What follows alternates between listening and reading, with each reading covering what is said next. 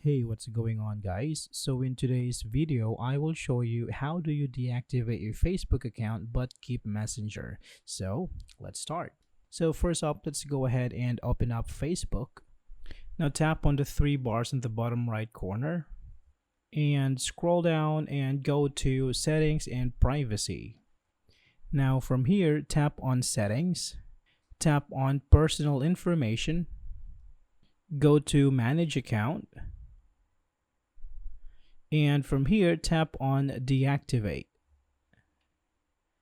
So you can input your password and tap on Continue.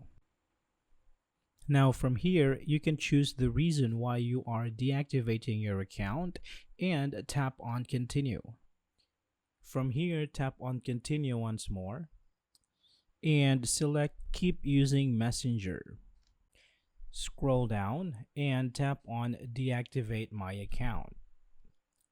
So there you have it, guys. You deactivated your Facebook account, but you can keep on using Messenger. So I hope this video is helpful. Thank you for watching and see you on the next one.